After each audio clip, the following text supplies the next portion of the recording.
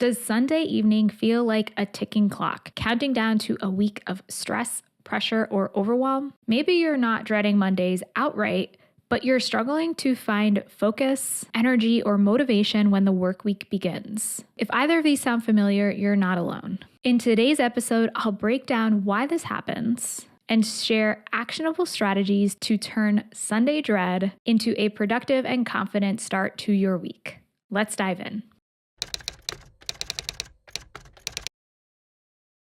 Welcome to Calmly Coping. My name is Tati Garcia, and I'm a licensed therapist and coach specializing in helping high achievers stop putting themselves last so they can feel calm, balanced, and confident from within.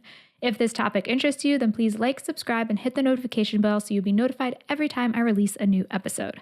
Thank you so much for tuning in. Let's talk about the Sunday Scaries. If you've never heard that phrase before, it basically refers to those feelings of anxiety, dread, or unease that tend to creep in on a Sunday before the work week ahead. Even if you don't work a typical Monday to Friday, you might experience these feelings at the end of your weekend in anticipation of what is coming ahead. Common thoughts might include, I'm not ready for the week ahead. What if something goes wrong? I didn't do enough this weekend, etc. Symptoms can include physical restlessness or discomfort, difficulty sleeping, overthinking things, and maybe feeling emotionally overwhelmed, anxious, or irritable. This is your mind and body trying to anticipate the transition ahead, but it oftentimes doesn't help you prepare, it just makes you feel worse. Next, there are the Monday struggles. This was inspired by an email I got from a listener, and this listener said, "Hi Tati, I've just discovered your podcast and am really enjoying the episodes. I suffered from burnout at work last year and am recovering slowly but surely. I continually find Mondays to be a struggle, and I wonder if other people do and if this could be a topic for a podcast episode. I don't dread Mondays necessarily, but find it really difficult to concentrate and get anything meaningful done. This used to not be the case, and it then means my Fridays are pretty packed full trying to finish up everything. Appreciate any reasons on why this could be happening and tips to improve Monday brain fatigue and lack of motivation." First, I think it's great that you're recovering from burnout, and this can take time. It doesn't always happen overnight, especially if you've been experiencing burnout for a while. It can sometimes take longer to recover from it, or if you're still in similar circumstances that have led to you feeling burnt out. And some reasons why you might be struggling with this Monday fogginess and difficulty with focusing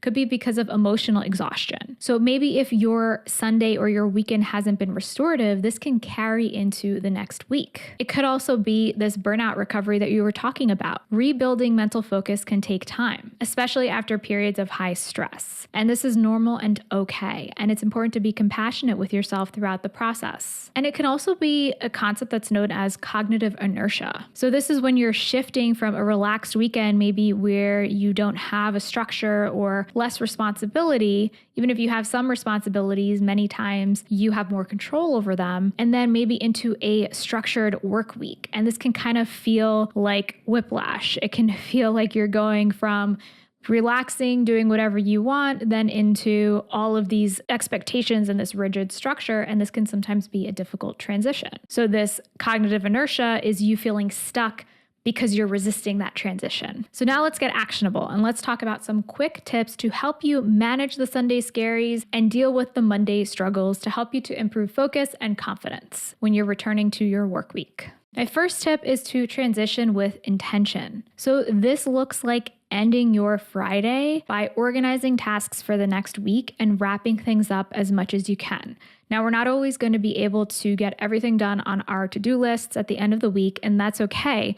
But it's about taking, even if it's 15 minutes, to plan and reassess, get a sense of where you are, what hasn't gotten done, and then make a plan for the next week ahead. This can help you to kind of tie things up at the end of the week and help you transition into the weekend without having work still running through your mind. Maybe if you want to take it a step further, you can identify 1 to 3 priorities for when you return on Monday, keeping it short and simple so that you're not feeling like you're coming back to a list of a million things the next week, but really prioritizing and focusing on what is most important for me to get done.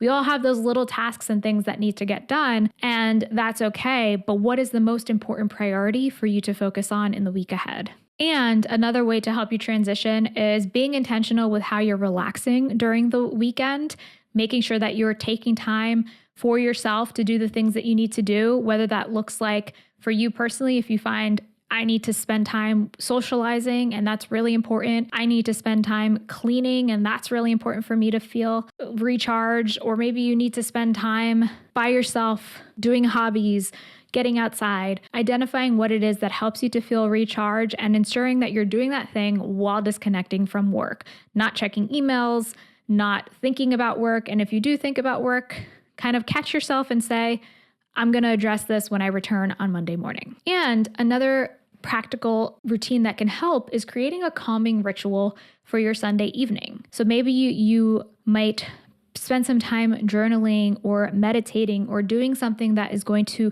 calm your mind and your body and get you prepared for the week ahead, but not prepared in the sense that you're planning out this whole schedule or routine. If that's something you enjoy doing, then great.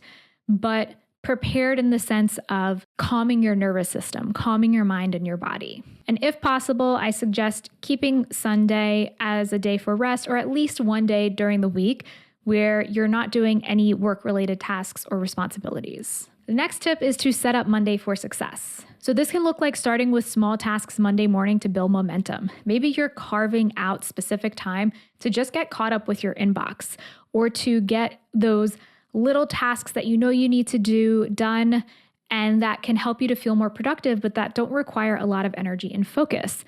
This can get the ball rolling to help you feel like, all right, well, I am getting stuff done and building that momentum and productivity. And one thing that can be helpful is anchoring your day with a predictable routine. And this helps to reduce decision fatigue. If you're having to think every day, and especially coming in on a Monday, planning your day and, okay, I have to do this next. It's like, okay, well, what am I going to do next? What am I going to do next?